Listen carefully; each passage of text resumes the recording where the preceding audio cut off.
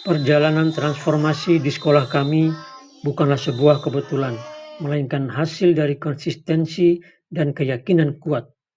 Transformasi itu bermula saat saya bertugas sebagai pengajar praktik program guru penggerak di tahun 2023. Pada masa itu, tantangan terbesar yang saya amati adalah rendahnya kemampuan dasar baca dan tulis siswa, dan lahirlah inisiatif pertama Pak Wali, praktik siswa Sampah berliterasi. busuk yang sudah ada di sini Konsistensi ini saya dalam merupakan inovasi makanan dari berlanjut maggot. saat saya dipercaya Maggot sebagai ini kepala sekolah menggerogoti penggerak pada sampah-sampah tahun ini.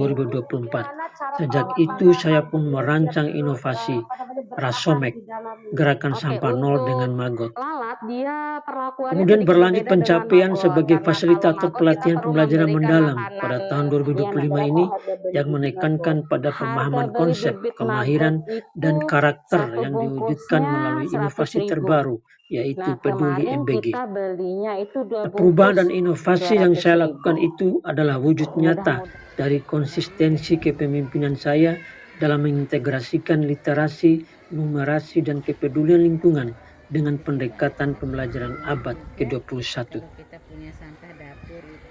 Assalamualaikum warahmatullahi wabarakatuh. Salam sejahtera buat kita semua. Perkenalkan, saya dengan Fris Wahyudin, Sarjana Pendidikan Magister of Science. Saya selaku Kepala Sekolah di SMP Negeri 14 Kota Bima, Nusa Tenggara Barat. Adapun judul praktik baik yang sudah saya lakukan adalah Kepemimpinan Kepala Sekolah Peduli MBG memanfaatkan sisa makanan menjadi pupuk organik cair. Kepala sekolah memiliki peran sentral sebagai pemimpin transformatif dalam membawa perubahan positif di lingkungan sekolah. Di era implementasi kurikulum yang menekankan pada pembelajaran bermakna, peran ini semakin vital untuk menggerakkan seluruh sumber daya manusia untuk meningkatkan hasil belajar siswa secara komprehensif. Naskah ini menyajikan praktik baik kepemimpinan Kepala Sekolah Peduli MBG di SMP Negeri 14 Kota Bima dalam merespon tantangan keterbatasan dan masalah lingkungan di sekolah melalui proyek kokurikuler yang melibatkan siswa secara aktif.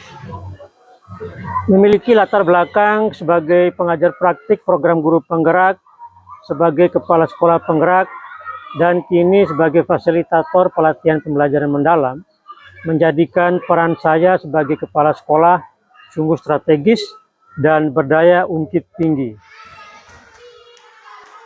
Setelah program MBG, makan bergizi gratis yang diluncurkan oleh pemerintah, namun muncul tantangan spesifik di lingkungan sekolah kami, yaitu masalah sisa makanan. Setiap hari mayoritas anak-anak selalu menyisahkan makanan, seperti sayuran, nasi, buah, tempe, dan ikan, sehingga perlu dicarikan jalan keluarnya. Apa yang perlu dilakukan dalam mengatasi masalah sisa makanan tersebut agar tidak menjadi sampah yang terbuang sia-sia, serta bagaimana masalah tersebut dijadikan peluang sebuah proyek edukatif yang dapat memberikan pembelajaran bermakna bagi siswa dan guru. Awalnya kami memang menyayangkan karena setiap hari itu anak-anak selalu menyisakan makanannya, menjadi terbuang sia-sia. Dulu pohon rambutan ini tidak begitu cerah daunnya. Nah, ternyata cairan pupuk organik itu juga mencerahkan daun dan melebatkan daun rambutan ini. Setelah itu kami memikirkan bagaimana cara mengolah sampah MBG tersebut menjadi pupuk organik cair. Akhirnya saya berinisiatif untuk merancang sebuah alat pengolah sampah organik, sisa sampah MBG yang dihasilkan oleh anak-anak setiap harinya.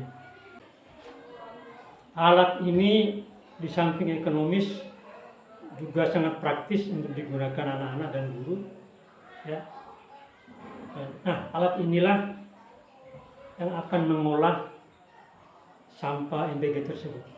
Karena itu kami pihak sekolah harus cepat berinisiatif mengambil langkah agar supaya sampah MBG itu tidak dibuang sia-sia. Rancanglah program yang berani, inovatif, dan secara tegas menunjuk ke arah visi. Jangan hanya mengelola yang ada, ciptakan yang belum ada.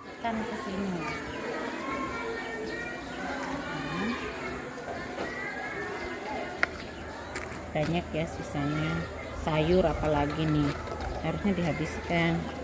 Itu tempe tuh. Ada tempe. Itu dimasukin di sini juga? Iya, dimasukkan semua di sini. Nanti dia akan berair kan. Enggak bau. Enggak. Pegang ini biar enggak sakit.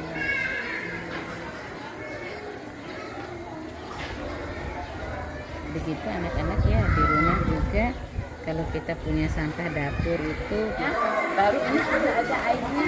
Nah kalau sudah ada airnya kita akan berusaha mengeluarkan airnya ini. Biasanya sih dia lumayan sampai segini untuk airnya. Kita coba ya. Ya silahkan. Tuh keluar dia.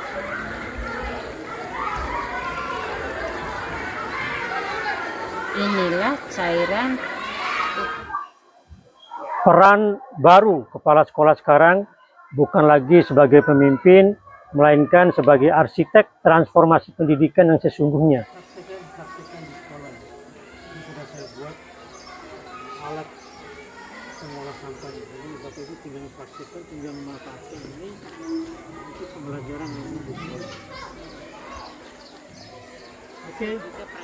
Hasil dari MBG selama ini sudah kalian nikmati, itu merupakan salah satu program dari pemerintah supaya gizi anak itu tetap terjaga. Iya anak-anak, nah inilah hasil dari penyiraman dari organik cair ini yang sudah kita kumpulkan selama 15 hari kemarin. Anak-anak, pohon kelengkeng ini juga merupakan hasil dari pupuk.